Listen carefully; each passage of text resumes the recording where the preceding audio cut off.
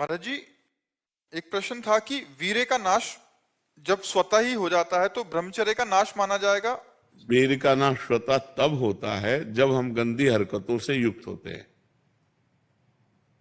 2-4 महीने में कभी ऐसे, तो हमने एक परमहंस जी से पूछा था, उनसे हमने पूछा ब्रह्मचर्य के विषय में, तो उनका जैसे दाल चढ़ाते हैं और उसकी उबाल आ जाती है, तो ऐसे वीर्य की उफान होती है।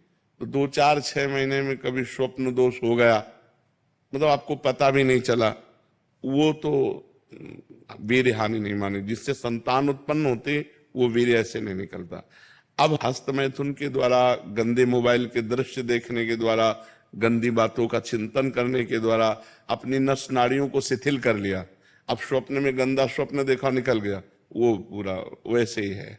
मेरा ये बात था कि जैसे बिना इस क्रिया के या बिना विचार के भी हो रहा है या बिना दृश्य देखे। तो पहले से आपने गंदी हरकत की है, ऐसा हो ही नहीं। पहले मतलब बहुत साल पहले। 1000-2000 वर्ष के हो क्या? अरे 18-20 के हो गए, 18-20-24 नौजवान बच्चे कह रहे हो पूर्व काल में ऐसा कहे। बच्चा क्या है कि जब ये बहुत गलत प्रक्रिया है जो अब हमें बार बार गंदी बातें बोलने में मतलब, पर हम इसलिए खुल के बोलते हैं कि हमारे नौजवान भाई इसको समझें। ये जो हस्त मैथुन है, ये ऐसी गलत प्रक्रिया है कि हमारे गुप्तेंद्री के नस नाड़ियों को इतना शिथिल कर देता है कि जरा सी गंदी बात चिंतन मात्र से वीर्यपात होने लगता है, या जरा सा स्पर्श मात्र से वीर्यपात होने लगता है। गंदी भावना से युक्त हुई आप जहां भाव आपके अंदर काम भाव है, वो मतलब गृहस्थी लायक नहीं रह जाता।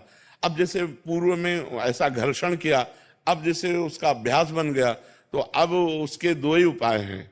एक तो व्यायाम, 2-3 किलोमीटर दौड़ लगाओ, दंड बैठक 15-20 मिनट लगाओ, अब वो क्रिया बिल्कुल कभी ना होने पाए। और दूसरी औषधियां, आयुर्वेदिक ऐसे डॉक्टर से, वैद्य से मिलो जो आपको ब्रह्मचर्य पुष्ट होने वाली औषधि बताएं, तो 2 ही उपायों से इसको वश में किया जा सकता है।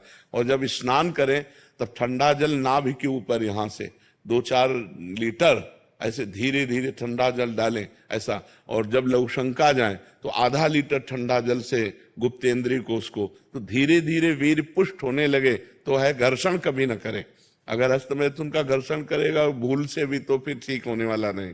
और ये इतना बुरा है कि अगर शुरू हो गया तो उठने लायक भी नहीं रखता।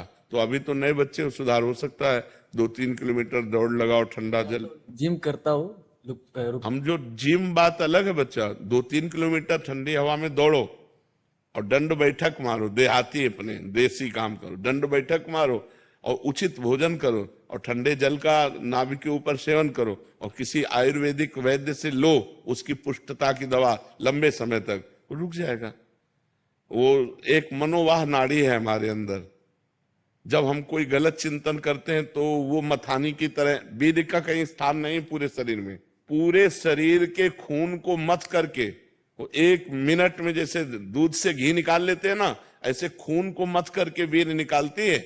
मनोवाह नाड़ी है अंदर जो मथानी की तरह काम करती, वो 1 मिनट में पूरे शरीर के खून को मथ कर, और उसका सार भाग, खून का सार भाग वीर्य, अब वो मथ दिया तो अब वो 4-6 घंटे में निकल जाएगा, स्वप्न आदि के सोते समय निकल जाएगा।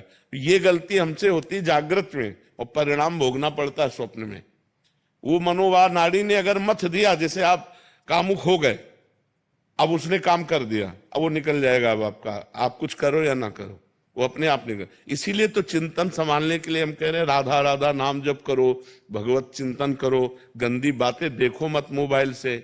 देखते हो मोबाइल से आपसे जुड़े न तो कितने महीनों से चिंतन भी नहीं हो रहा है। हाँ, वो पूर्वाभ्यास, चूंकि फिर भी ये हो रहा है। पूर्वाभ्यास जो है ना, तो अब 2 काम कर लो आप, एक व्यायाम और दूसरा हमने जो बताया डॉक्टर से मिलो। डॉक्टर भगवान का स्वरूप होते हैं, वो कुछ ऐसी औषधियां देंगे जिससे इसका है, औषधियां हैं ऐसी हैं। ये ब्रह्मचर्य रोकने के लिए बिल्कुल बीमार की तरह भोजन किया जाता है, दाल रोटी साग बिल्कुल और पवित्र विचार, चिंतन पवित्र, आचरण पवित्र, आसन पवित्र, तब वो ये ब्रह्म शक्ति है, कोई साधारण थोड़ी। पर बड़े भाग्यशाली जो इसे रोकना चाहते हो, प्रयास करो